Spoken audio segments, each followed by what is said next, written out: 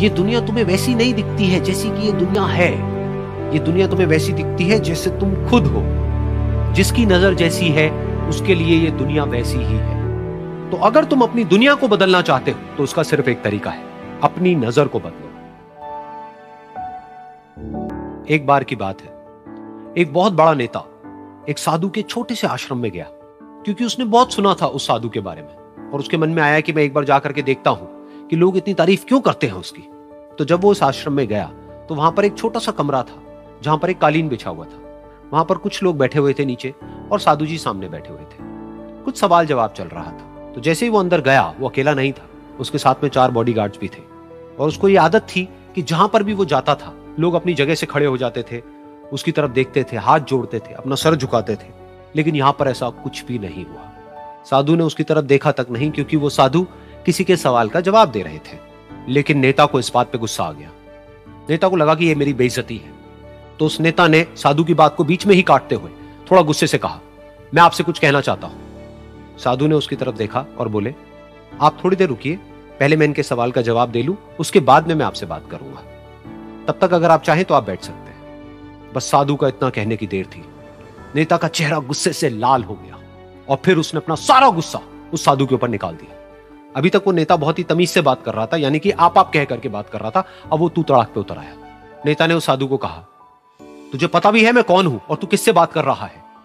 साधु ने उसकी तरफ देखा और कहा, मुझे इससे कोई फर्क नहीं पड़ता कि आप कौन हैं, लेकिन आप जो कोई भी हैं, अगर आप चाहते हैं कि मैं आपके सवाल का जवाब दूं या आपसे बात करूं तो आपको कुछ देर रुकना होगा। और साधु के ये कहते ही नेता गुस्से से पागल हो गया और वहीं सबके सामने चीखने चिल्लाने लग गया, अब मैं तुझे तेरी असली औकात दिखाऊंगा। तूने मुझसे पंगा लेकर के ठीक नहीं किया है। तुझे पता भी है मैं तेरे बारे में क्या सोचता हूं। साधु ने फिर से उसकी तरफ देखा और बड़े ही प्रेम से कहा कि मुझे इससे कोई फर्क नहीं पड़ता है कि आप मेरे बारे में क्या सोचते हैं।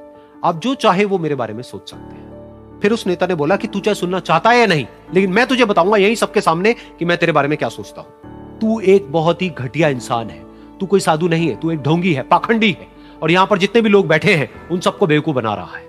तेरा बस एक ही मकसद है कि इन लोगों की जेब में जितना भी पैसा है वो सब तेरे पास में आ जाए। तू अपने फायदे के लिए इन लोगों का इस्तेमाल कर रहा है और अब मैं तुझे नहीं छोड़ने वाला। तेरा पर्दाफाश करके रहूंगा पूरी दुनिया के सामने।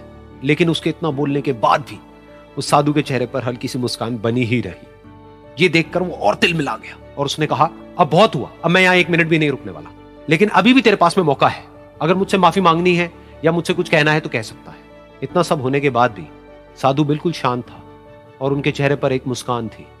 उन्होंने अपनी आंखें बंद कर ली। फिर साधु ने अपनी आंखें खोली, हाथ जोड़े और कहा कि मुझे आपसे कोई गिला शिकवा नहीं है।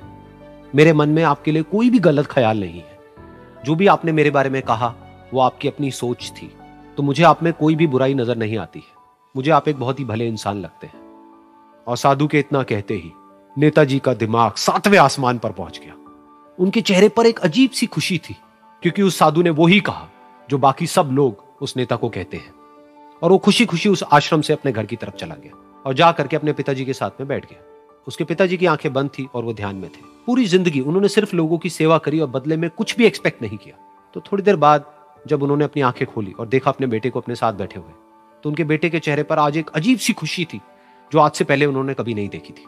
फिर उसने एक एक करके सब कुछ बताया कि आज क्या हुआ, किस तरह से वो आश्रम गया, वहां पर क्या हुआ, उसने क्या कहा, उन्होंने क्या कहा। तो जब इसके पिताजी ने पूरी बात सुनी तो थोड़ा सा मुस्कुराए और अपने बेटे को देख करके बोले कि उन्होंने तुम्हारी तारीफ नहीं करी है, क्योंकि उन्होंने वो नहीं कहा कि जो तुम हो, उन्होंने वो कहा कि जो वो खुद है। और तुमने जो भी कुछ उनको कहा वो नहीं कहा कि जो वो है, बल्कि तुमने वो कहा जो तुम खुद हो। यही बात वेदों में भी कही गई है, यथा दृष्टि। ये दुनिया तुम्हें वैसी नहीं दिखती है जैसी कि ये दुनिया है।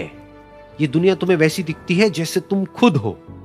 जिसकी नजर जैसी है उसके लिए ये दुनिया वैसी ही है।